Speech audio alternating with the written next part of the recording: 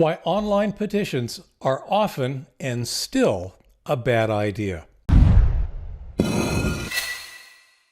Hi everyone, Leo Notenboom here for askleo.com, and yes, I expect to get some flack on this one because not everybody agrees. Let me explain my position. First, the question. A mailing list I'm on encouraged all its readers to go to a website and sign an internet petition supporting some legislation we care about. I mentioned that to a friend of mine, and his opinion was that I'd been duped and that it was a scam. Is he right? Are internet petitions a scam? Some are, some aren't. But they all share one common characteristic.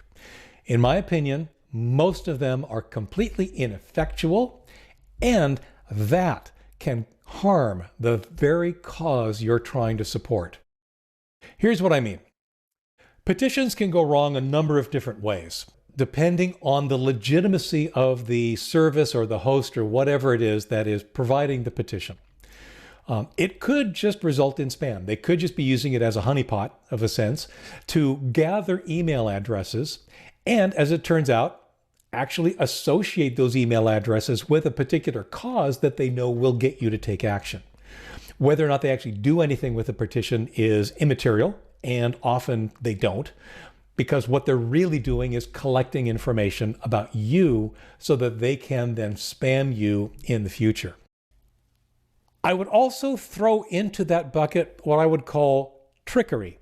I have seen petitions that, once again, force you to sign in, force you to sign up, force you to do things in order to make your opinion known, after which they then start pushing sales at you. They try to get you to sign up for things, to buy things, to basically pitch things that are not related to the topic at hand. Now, I've got a couple of different variations on ineffectiveness. When you sign an online petition, you are making an assumption that the individual or the organization to whom the results will be presented will actually do something with those results. They may or they may not. And there's no way to know. There's nothing that requires them to. There's nothing that says they will or they won't, unless they're being super transparent and they're, sometime later you find out that they're telling you that, yes, we were going to do X, but because of this petition, we're now doing Y. That's fantastic. But I've never seen it happen. The other bit of ineffectiveness is a little bit more direct, and that is simply that somebody who's receiving the results of an internet petition probably should ignore it. And I say that because internet petitions are so easy to spoof, to fake, to rig, to basically make a specific desired outcome appear regardless of what the signers happened to say. Somebody that's technically savvy on the receiving end, who understands how easy it is for internet petitions to go wrong, will probably say, "Thank you very much for your input," and then file that input in the garbage can. And I can absolutely understand why. Because internet petitions, from their perspective, aren't necessarily trustworthy. So, I said that internet petitions do harm. Here's why.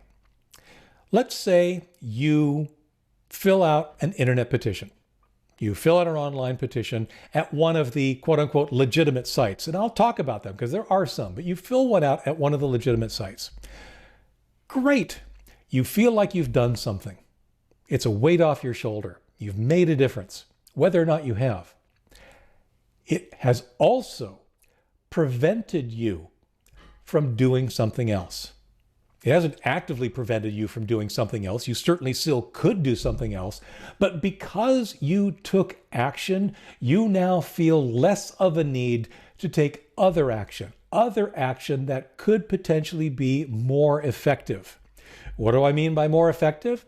Well, generally the kinds of things in this scheme that are more effective are things like writing a real letter, making a phone call, making a donation, making a visit, Those kinds of things are all significantly more impactful than just clicking on an internet petition and saying, yeah, I signed it. The people that are paying attention to the results know this. They know that it takes more effort to write a letter or to make a phone call. They know that it takes commitment to make a donation. Therefore, those kinds of actions are generally taken more seriously than this very easy to click and sign internet petition scenario. Ultimately, if all you do is sign a petition and you might have done something else, you've just harmed the very cause you're attempting to support. Now, when I originally posted this article some years ago, I got a lot of pushback, which is why I started by saying I'll get even more pushback now. Yes, there absolutely are some legitimate petition sites. And in fact, if you look at the comments on the companion article for this video, you will see that many commenters mention several different sites, and there are some common threads amongst them. I don't want to say that all internet petition sites are invalid or are scams. They are not. There are good ones, there are bad ones, there are mediocre ones. None of them, good or bad, have the same impact as actually taking some more significant action on your own. Write a letter, make a phone call, make a donation, volunteer your time. The fact that each one of these is more work is exactly why it's more effective. If you actually take the time, it's clearly something that's much more important to you. Anyone can click a link. I hope this helps clarify the position. For updates, for comments, for many of those quote-unquote legitimate petition sites, visit askleo.com/2430. I'm Leo Notenboom, and this is askleo.com. Thanks for watching.